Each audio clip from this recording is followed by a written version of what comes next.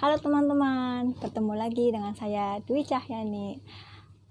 Terima kasih buat teman-teman yang sudah mendukung saya selama ini, dan juga di sini saya mau menyampaikan setelah saya up video kemarin ternyata banyak teman-teman yang menanyakan gimana kok bisa terjadi seperti ini kepada saya. Nah, ada juga yang tanya itu kejadiannya pas udah di Indonesia atau pas masih di Taiwan gitu. Kali ini saya akan menceritakan gimana kok saya bisa sampai seperti ini. Jadi tuh kan teman-teman tahunya saya kaburan. Nah, saya dulunya juga pas pertama datang itu resmi.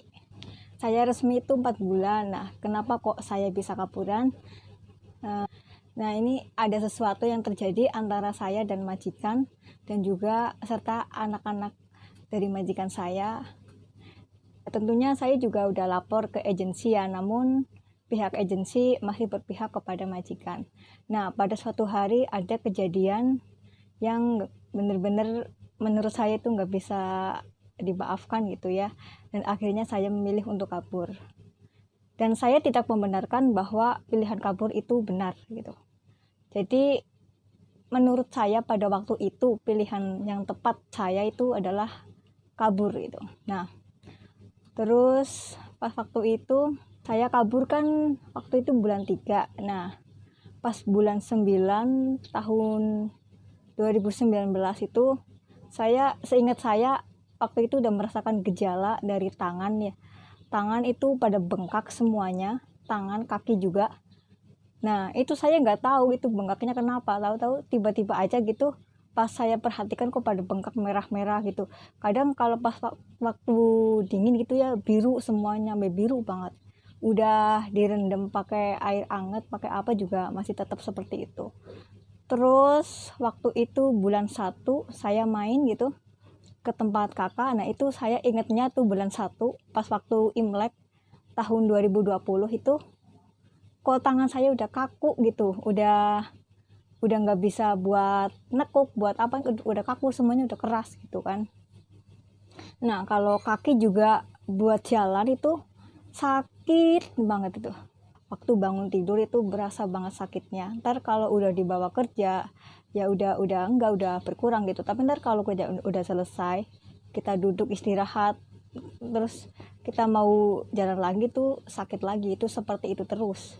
Nah, sampai akhirnya pas bulan 3 itu keadaan saya bener-bener drop. Saya udah nggak bisa ngapa-ngapain, udah caranya ya kayak badan buat ngapa-ngapain aja sedikit itu udah capeknya minta ampun, udah nggak kuat.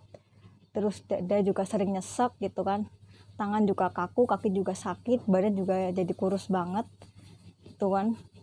Terus akhirnya saya tuh memilih untuk pulang. Nah, pas pulang ya seperti yang teman-teman lihat, keadaan saya tuh begini nih, kurus gitu kan. Ini dulu bibir juga gigi tuh berasa kayak tongos banget. Sekarang sih udah mendingan, udah membaik gitu kan, udah ada pemulihan lah. Kalau tangan ya seperti yang teman-teman lihat, ini seperti ini ya. Ini yang kanan itu parah banget, maksudnya lebih parah daripada yang kiri. Kalau yang kiri mendingan. Kaki pun juga begitu, yang kanan juga lebih parah dari yang kiri gitu kan. Seperti yang teman-teman lihat sendiri nih, tangan aku sampai begini, ini semuanya keras sampai ke pergelangan ini ya, sampai ke sini juga keras.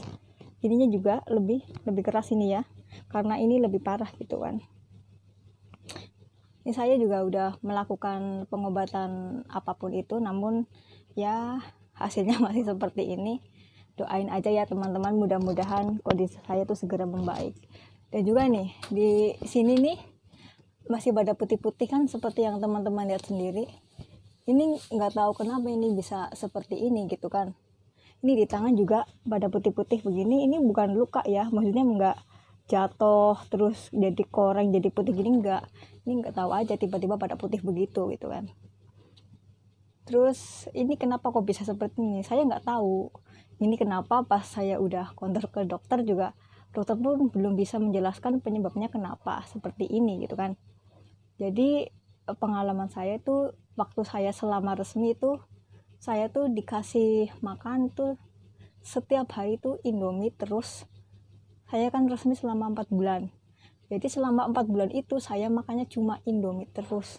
Kalau pagi roti, siang Indomie, malam saya nggak ada jatah makan sama sekali gitu kan. Sebenarnya saya juga bosan makan Indomie, cuma mau gimana lagi gitu, perut juga lapar, tapi kalau dikasih makan Indomie terus juga perutnya kayak udah berontak, ya mau nggak mau gitu saya tetap makan itu gitu kan. Nah terus gini, kok kenapa nggak beli makan sendiri, kok kenapa nggak masak gitu kan. Saya udah pernah beli makan sendiri, cuma kan kalau saya tiap hari beli makan terus, lama-lama uang gaji saya habis buat beli makan saya terus gitu kan. Saya juga udah pernah bilang ke majikan boleh nggak masak gitu, tapi respon majikan seperti itu. Jadi daripada saya masak tapi di sini sintik begitu gitu, jadi saya memilih untuk nggak makan gitu. Nah waktu itu kan saya karena masih baru di Taiwan, baru pertama kali gitu, jadi saya ya masih kayak orang bego lah masih nurut-nurut aja gitu kan. Ini saya ada pesan buat teman-teman yang mau main ke rumah saya, mau ketemu saya gitu. Dulunya bukannya saya menolak, cuma kan saya masih malu dengan keadaan saya yang seperti ini gitu. Saya belum siap ketemu teman-teman dalam keadaan seperti ini. Meskipun saya tahu niat kalian itu baik, jengukin saya, silaturahmi, doain saya gitu kan. Cuma kan saya sendiri, saya masih malu untuk ketemu teman-teman gitu, karena seperti yang teman-teman lihat, keadaan saya tuh masih begini. Jadi maaf ya, bukannya saya menolak, tapi untuk sekarang saya udah ya sedikit bisa merasa terbiasa lah dengan keadaan seperti ini, untuk bertemu, untuk pergi kemana-mana udah nggak merasa malu lagi, udah nggak merasa minder lagi ya, meskipun masih ada rasa sedikit minder dalam hati, tapi ya saya udah berusaha untuk menerima ini semua. Tuh. Mungkin cukup sampai di sini dulu video kali ini, dan untuk lebih lanjutnya silahkan subscribe, like, share, dan komen. Jangan lupa. Makasih. Dadah.